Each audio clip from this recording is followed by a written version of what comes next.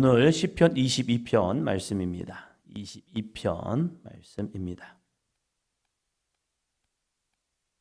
우리가 하나님을 의지하고 하나님을 바라보고 나아가지만 하나님이 정말로 나의 가운데 역사하지 않는 것 같은 그런 상황을 만날 때가 있습니다.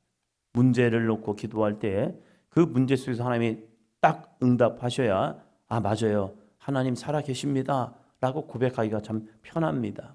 그리고 주변 사람들에게 보세요, 하나님이 이렇게 역사했잖아요, 하나님이 나와 함께 하시잖아요, 그러면서 나의 삶을 통하여 하나님 영광 받으세요 라고 하나님께 찬송할 수 있는 그런 기회들이 있습니다. 그런 기회를 하나님의 역전의 기회라고 말하죠. 그럴 때 정말로 역전에 하나님이 나에게 딱 역사해 주셔가지고 기가 막히게 클라이막스에 딱 하시면 와, 진짜 하나님 멋져요 라고 할 수 있을 겁니다. 그런데 때로는 우리들이 열심히 기도하였고 부르짖어 간구했는데 이럴 때가 있습니다. 7절 8절입니다. 나를 보는 자가 다 나를 비웃으며 입술을 삐죽거리고 머리를 흔들며 말하되 그가 여호와께 의탁하니 구원하실 걸, 그를 기뻐하시니 건지실 걸 하나이다. 아멘. 주변의 사람들이 나의 삶을 보면서 이렇게 한다는 겁니다. 나를 보는 자가 다 나를 비웃고 있는 거예요. 이 비웃음, 아니 그냥 실패하면 안 되면 그럴 수 있지, 이럴 수 있습니다. 그런데 주변의 사람들이 나를 보고 있는 거죠. 이것이 어쩌면 더 힘든 모습일 겁니다. 하나님과 나와의 관계 속에서 그냥 이 둘과의 관계만 있다면 하나님 응답하지 않아도 하나님의 은혜입니다, 역사하지 않아도 하나님 믿고 가겠습니다 라고 할 수 있을 겁니다. 그런데 문제가 뭐냐면 주변 사람들인 거예요.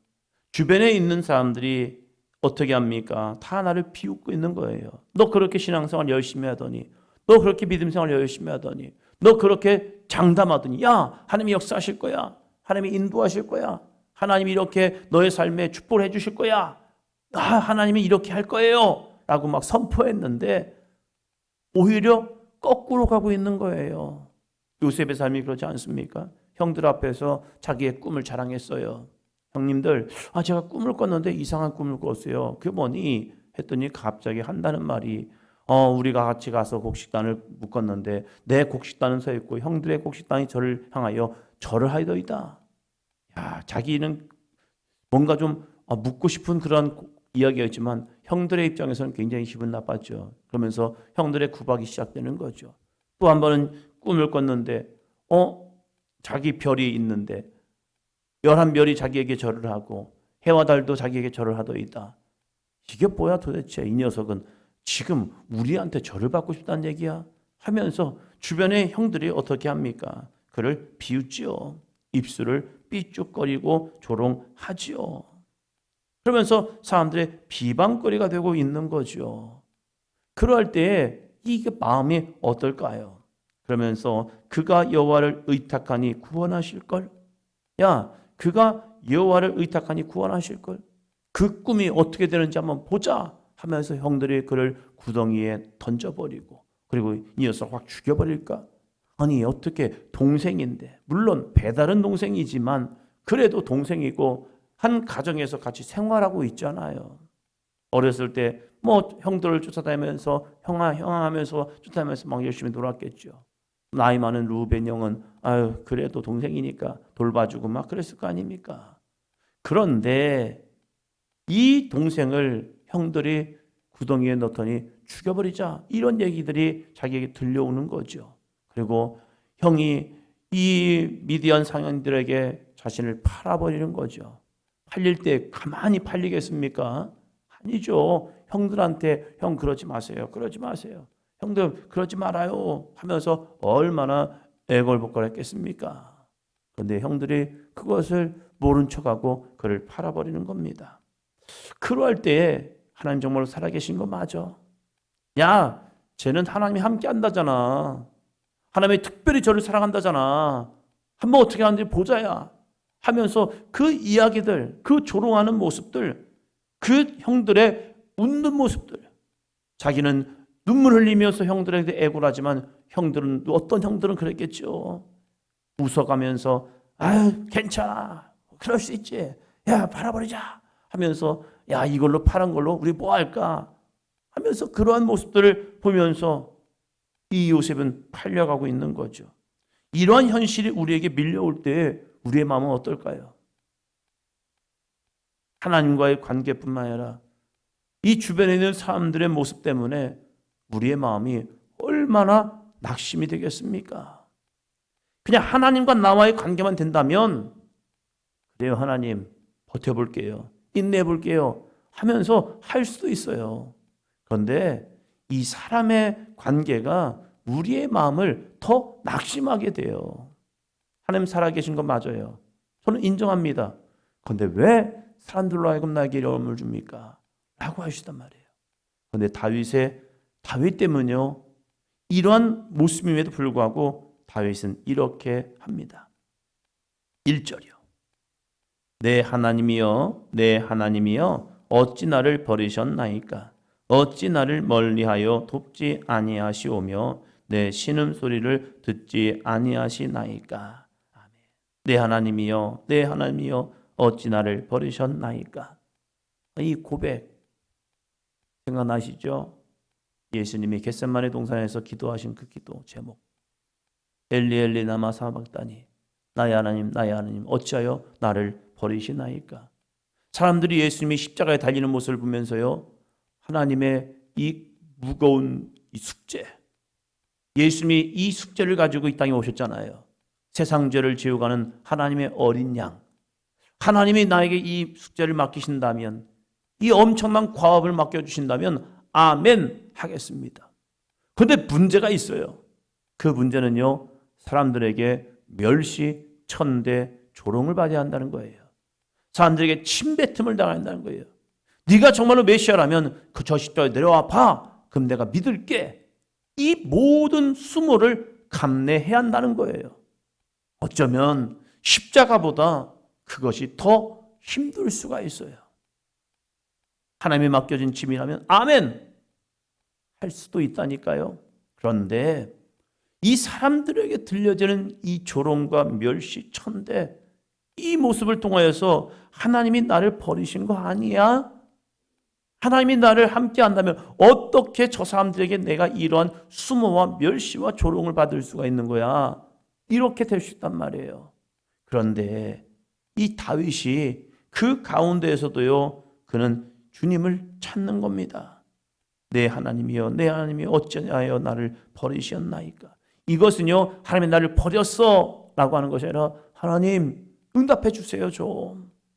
사람들이 이렇게 나에게 멸시하고 조롱하고 천대하고 나를 비방거리게 되고 입술을 삐죽거리면서 하나님이 이렇게 얘기하고 있잖아요.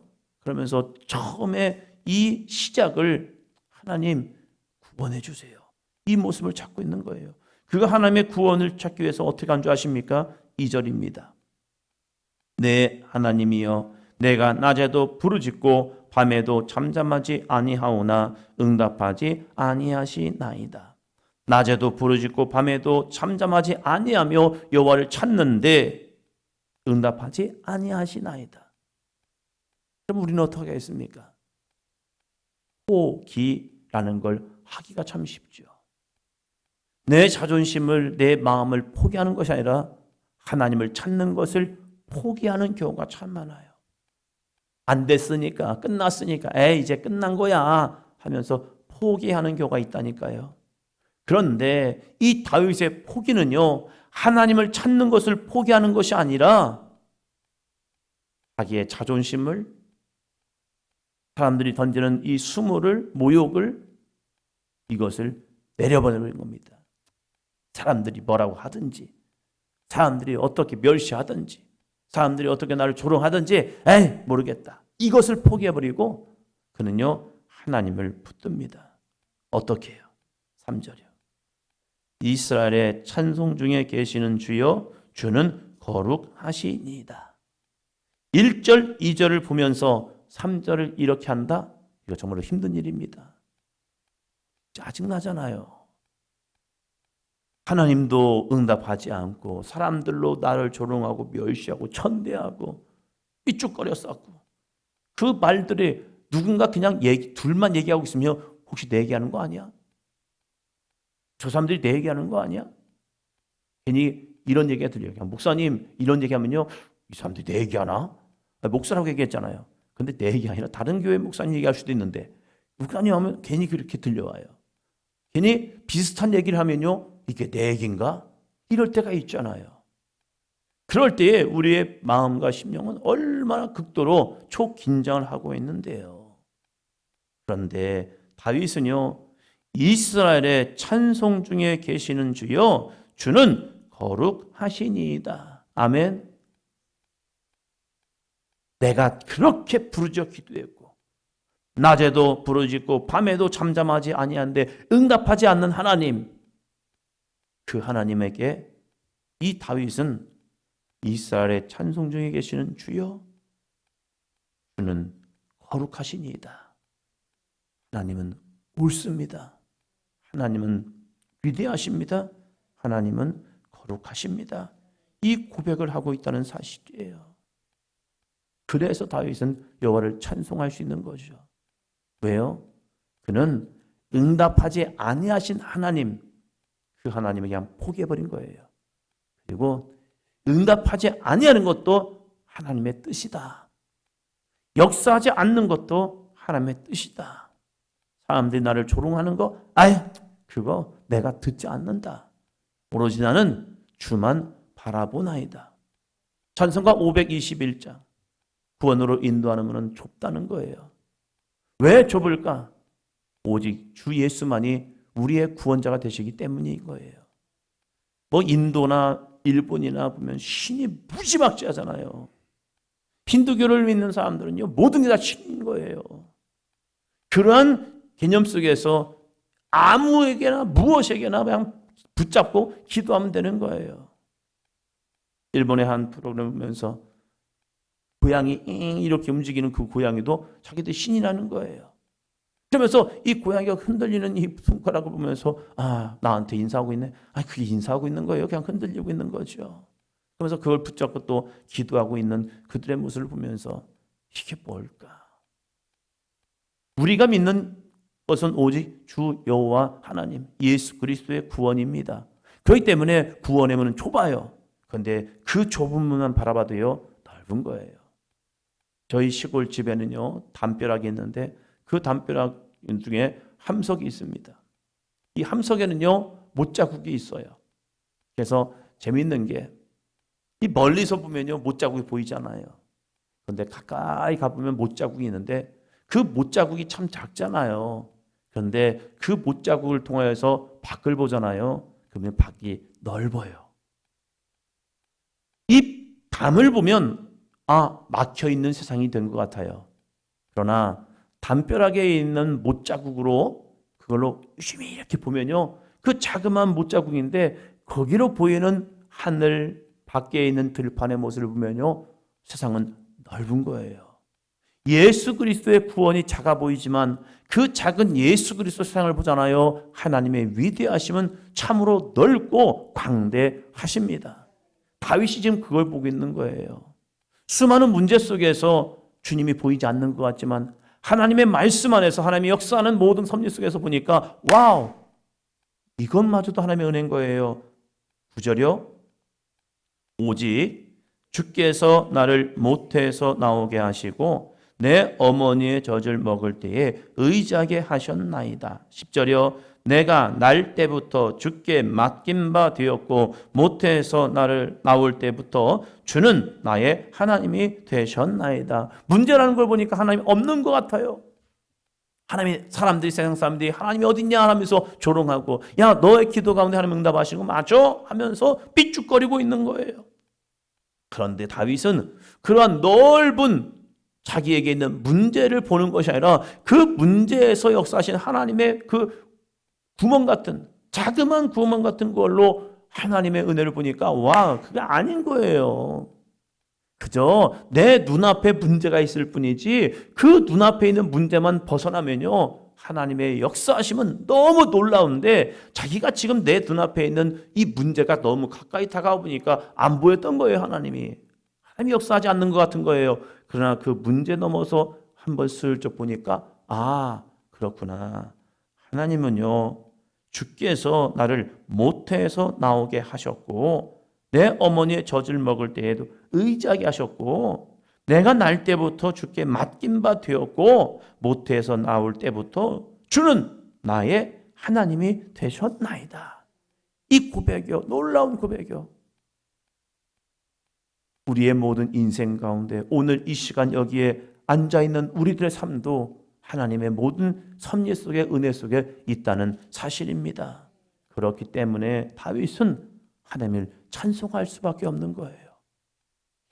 여전히 자신의 문제는 남아있고 사람들이 들려오는 소식은 있지만, 이야기는 있지만 그것 때문에 내 마음이 상하는 것도 사실이에요. 나는 괜찮아요. 아무리 이런 소리 저런 소리도 난 끄떡없어요. 다윗도 요동쳐요. 그러니까 하나님께 이러한 시편을 짓고 노래하고 찬양하고 있는 거예요. 마음이 불편하고 힘든 건 어쩔 수 없어요. 감정이 있기 때문에. 그런데 그 감정에 내 마음을 계속 빼앗기는 것이 아니라 그 감정이 있지만 그래도 나는 여호와 하나님을 바라볼게요. 그러면서 22절은 이렇게 말합니다. 22절. 내가 주의 이름을 형제에게 선포하고 회중 가운데에서 주를 찬송하리이다. 아멘. 그럼에도 불구하고 내가 주의 이름을 형제에게 선포하고, 그 형제들이 뭐 하는데요? 삐죽거리고 조롱하고 비방하고, 야, 네 하나님 어딨니? 야, 너 그렇게 울부짖고 기도하고 간구하고 하더니 야, 너 더 안 됐잖아. 하나님 살아계신 거 맞아? 네 기도 가운데 응답하시는 거 맞아? 야, 너 잘못되는 거 아니야? 너 잘못 부르짖는 거 아니야? 하면서 계속 비아냥거림에도 불구하고, 아니요, 내가 주의 이름을 형제에게 선포하고 회중 가운데서 저를 찬송하리이다. 그럼 사람들이 이렇게 말하겠죠. 미쳤어.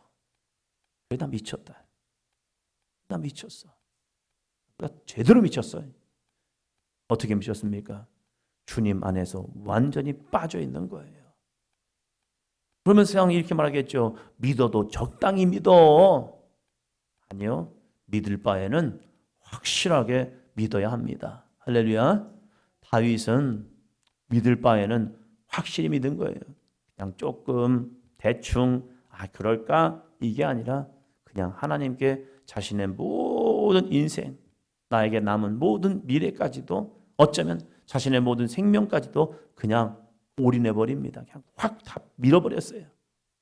그리고 저들이 무슨 말을 하든지, 저들이 무슨 현상이 되든지, 내 앞에 어떠한 문제가 있고, 그냥 죽음이 있다 할지라도 죽으면 죽지 뭘. 하나님께 모든 것을 다 바치면서 그는 형제들에게 선포하고 회중 가운데서 저를 그냥 찬송합니다. 그럴 때 정말로 하나님은 다윗의 하나님이 되어 주셨습니다. 그래서 시편 23편을 또 노래하는 거죠. 여호와는 나의 목자시니 내게 부족함이 없으리로다. 이 귀한 모습까지 우리의 삶이 나아갈 수 있는 모습 되기를 주의 이름으로 축원합니다. 기도합니다.